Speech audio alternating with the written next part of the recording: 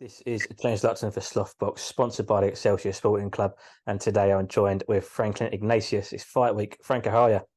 I'm good, thank you. How are yourself? Yeah, very good, mate. Very good. Long time no speak. Since we last spoke, there's been a couple of breakthrough fights for yourself. Yes. It was the same opponent both times. The first one, a controversial draw. Yeah. And then obviously you got your victory second time of asking against Jose Stewart.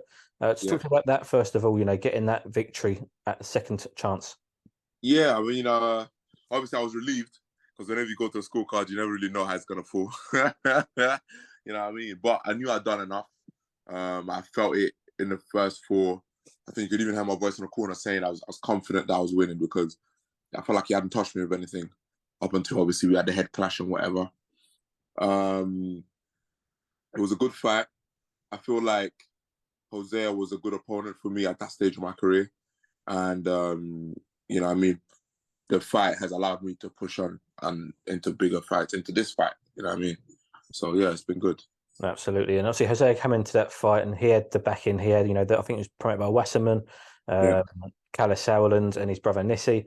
And Yeah. he was the guy who was meant to beat you. You was meant to be the opponent. And Yeah, I know. you threw a spanner in the works. Yeah. So I've known you since your debut, and you're a very confident guy in your ability. You know what you can do in the ring. I was at your debut ringside, and I could see what you can do. I can see your potential myself. Do Mm. you think they overlooked you by picking you as an opponent? I think so. I definitely think I was underestimated. Obviously, because of COVID and the way the cards fell, I ended up having to start again on small horse shows. And I think essentially, unlike people like yourself that were there at my debut, it's been such a while ago in people's minds that you don't really have a barometer of the gauge where I'm at on what I can do in the ring, I guess. So it was a thing of like, I guess I was underestimated. And for me, I'm not gonna lie, that opportunity came at the right time as well. Do you know what I mean? Because if I believed in my skills the way I did at the time, then it only makes sense to take that opportunity and then be able to showcase and, like you said, throw a spanner in the works in that sense, and then say that no, I'm the guy that is better than who you think is supposed to be good. So yeah, it was definitely a good fight. And you mentioned it's obviously propelled you now into this fight. Yeah. This one's going to be shown on DAZN. It's again promoted by Wasserman and Sauerlands. And it's against Steve Robinson, who had a good win in his last fight, stopping Nick Campbell. He came back from a loss to bounce back to that win. And as I mentioned, it's a good victory for him. He'll be coming into it with high confidence. Just talk a bit about Steve Robinson, first of all. What do you know of him and what do you make of him in terms of his boxing ability? I didn't know much of him. I knew of him because the first part I took after COVID, I believe that was name was Shane Gill. He lost to him the month after he fought me, after Shane Gill fought me. So that was kind of the first time me knowing of him. Then again, I knew of him again when he mentioned me early this year or in the last year on the like Sky Sports podcast or something like that. I think someone tagged me and I said, "Oh, this guy's calling your name." I said he wants to fight you, and I was kind of the second time I was kind of made aware of him. I try not to. I've realized with time I try not to kind of look too much into a fight. All right, if I'm fighting you, I just fight you. But I feel like I looked a little bit into him just to see what he presents. And I think the best attribute he probably has is that he looks tough. I would say he's tough. He can take good shots. He took good shots with Nick Campbell. And he looks like he's got a bit of power on him. He can punch. And I would probably say that's his best attributes. That's pretty much it. I can't see, no disrespect, but I didn't see any of boxing skill of note. Like, he's not got a jab as such. The right hand swings a bit wild. The left hook's wild. Footwork is non-existent.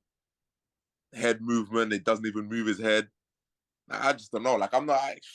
He's all right, you know what I mean? But it's a good fight for me because I feel like I need challenges to push me on, and a good win like this can, again, obviously it's on a good platform as well, and a good win like this can now push me into like the English titles and whatever else. So you need good fights, and you need a good dance partner, and he's a good dance partner. You know what I mean? You mentioned there, obviously, he sort of takes a punch to give a punch almost. He's that sort of style. Right. He's come forward and, like you say, he's tough. Do you think that style plays into your hands? 1,000,000%. I feel like for me, I can't miss. You're right there. 6'7", you're basically like a human punching bag. You really can't miss. And to be honest, he got out of jail in that last fight with Nick Campbell. If he's even honest with himself, he will say that, yeah, he was on the edge of losing that one because the guy was beating him and beating him handily. And really and truly, what I could see was two things. Nick Campbell ran out of steam and his shape kind of went to pieces, and then he got clipped himself. But, you know, I looked at that fight and I feel like he hasn't really shown me much progression from what I saw from when he lost. Because that's like I said, I was aware of him losing to Shane Gill because I'd boxed Shane Gill the month before or 2 months before. So I looked at him and I looked at that fight. And the next fight I heard of him was after he called me out. Then I looked at his last fight with Nick Campbell. And I see both fights. I couldn't really see much of a difference. It was still the same guy, even though it's been a year apart. He might be more confident on the mental side of things, but your physical development has stayed the same. Do you know what I mean? So, yeah, it's whatever. We'll see. I've seen him very shortly anyway, so, you know what I mean? It is what it is. The past few weeks on your social media, you've been saying there's going to be fireworks, and that's before the fight starts. You've got a lot to say. He's had a lot to say. Have you got any message for him? Yeah, listen, man. This guy, yeah, Mr. Steve Robinson, I ain't really had much to say to you, but at the end of the day, I saw you make little posts or whatever. I don't address none of that. I'm just focusing to do my job in the ring. I let my hands do the talking.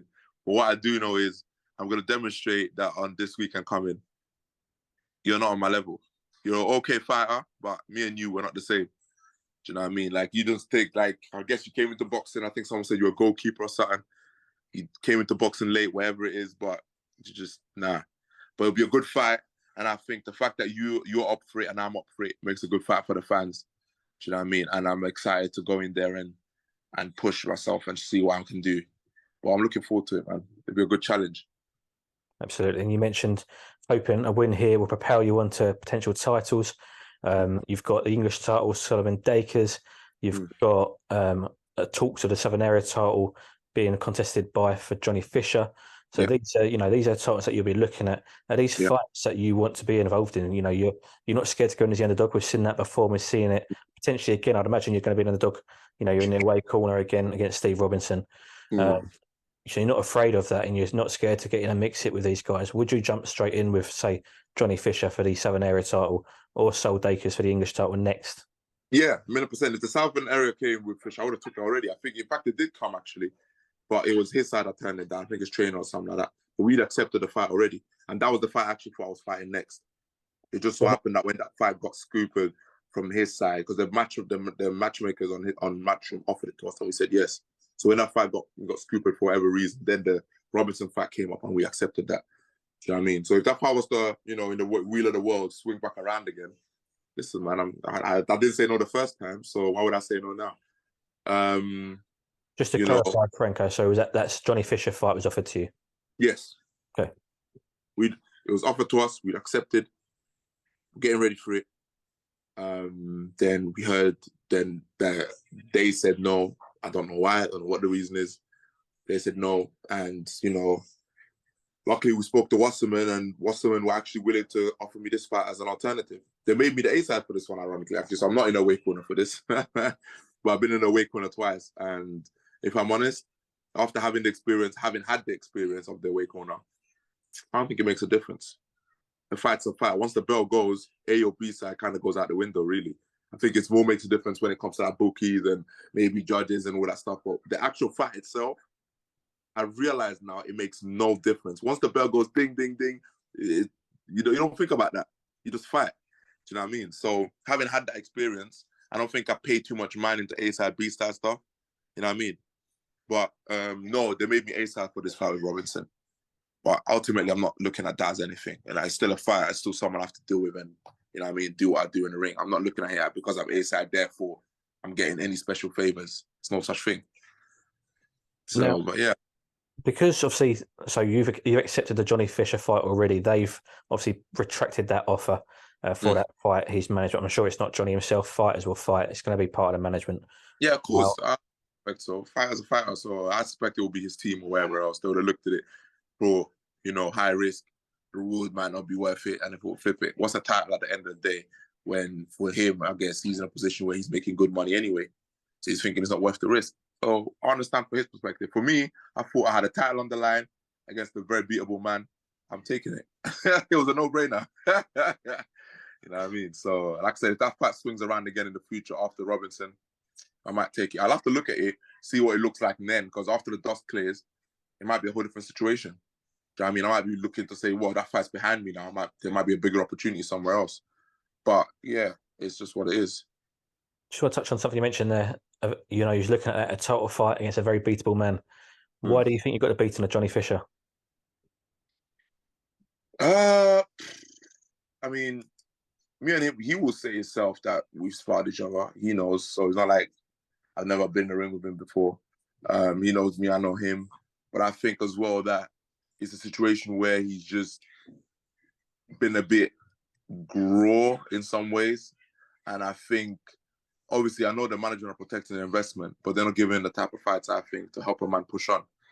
Do you know what I mean? And without having them fights, you're always going to kind of essentially be food for whoever that comes up to meet you.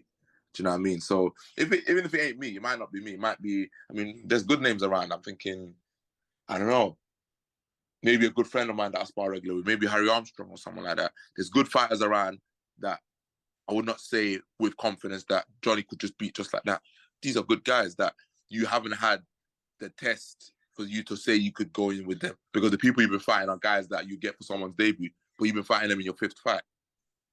You know what I mean? So it's like, it's whatever. But yeah, we'll see. Actually, boxing's a weird one, isn't it? You always take it day by day. You just never know what comes around. So yeah, we'll see. We'll really see what happens. But first thing for me is to go deal with Robinson and deal with him in good fashion.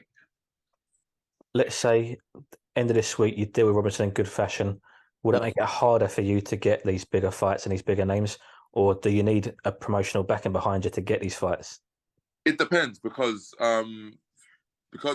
I think Wasserman and Sauerlands are kind of giving me opportunity because, you know, they made me A-side for this fight. So I think if I was to, you know, show what I'm capable of with Robinson, I might now get that back in from them to then be able to now push me into let's say a bigger domestic with Fisher down the line or something like that. Do you know what I mean? That might be a potential.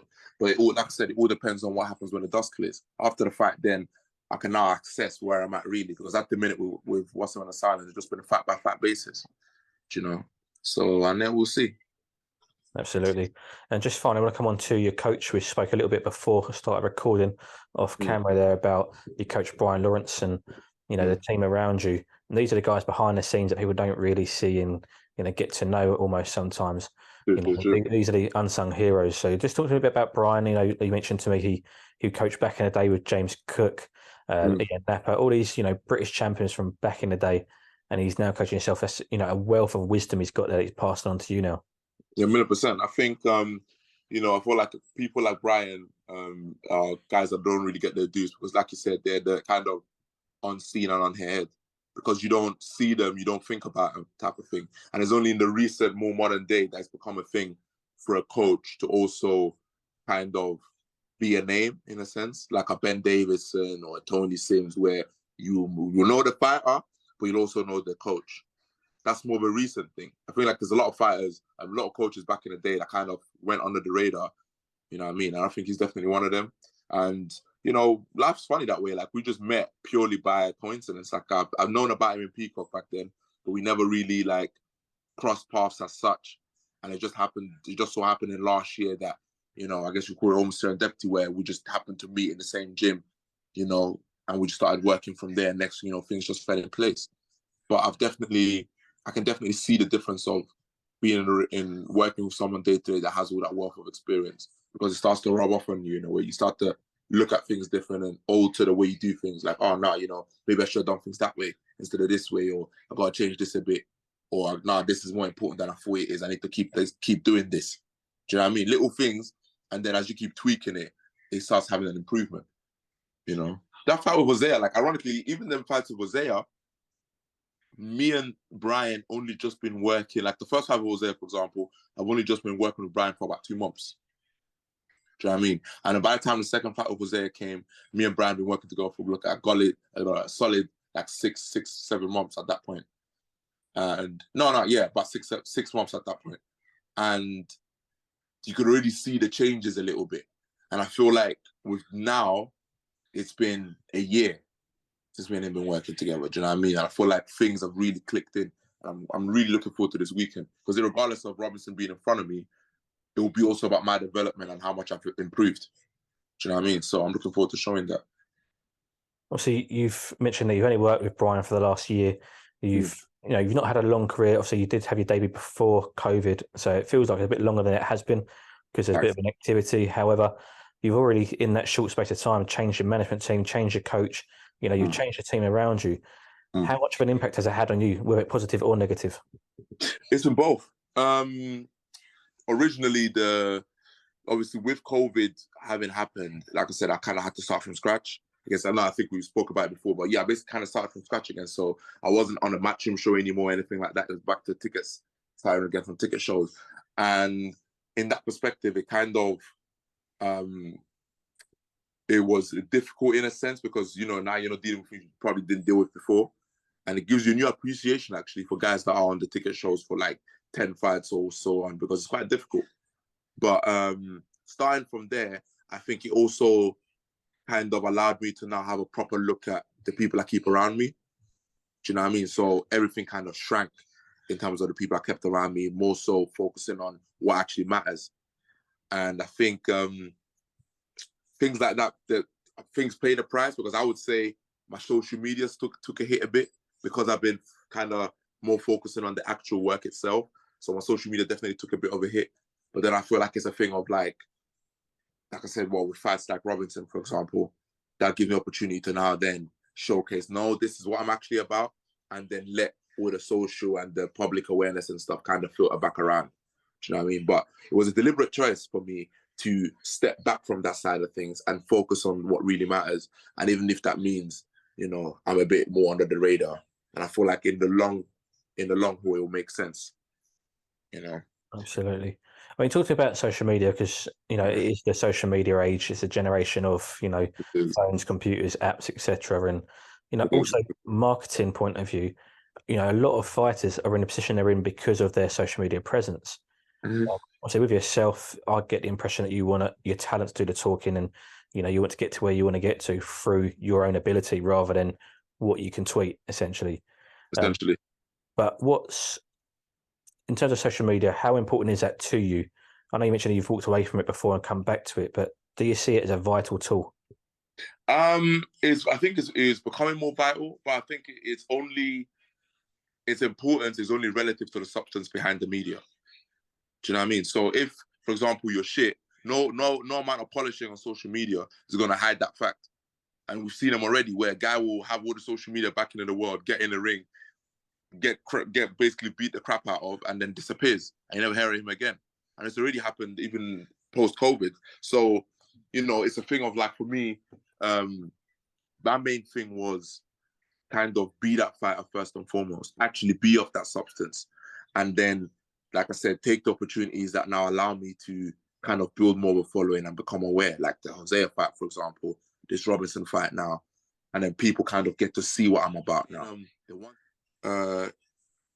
So once people are actually aware of me and actually know what I produce, in other words, know the substance behind me, nothing now stops me from saying, oh, you know what, let me now have the few hundred quid into the camera. Let me now get my friend or my coach or whatever to record a few clips every week here and there and have a little behind the scenes, and people see what I'm about day to day. I can now do all these things because I'm in a position that people actually know that I can fight.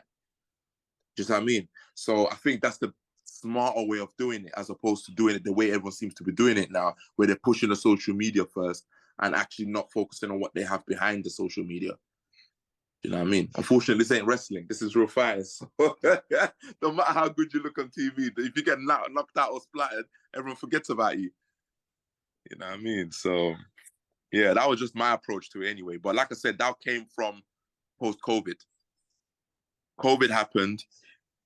Then I had to make a choice when I came back to have my first fight back and so on. I had to either try and keep pushing the social media agenda stuff or focus on, okay, I'm going to be this type of fighter, maybe fall under the radar a bit, and then take the right opportunities when they come. And I decided to take the second path. Absolutely. And it seems to be working so far. So you say that let you talking in the ring happen, and we'll see where you get to. But Franklin, I want to thank you again for your time. It's always a pleasure, and all the best for this weekend. All good, man. No problem. Thanks for having me, man. No worries at all.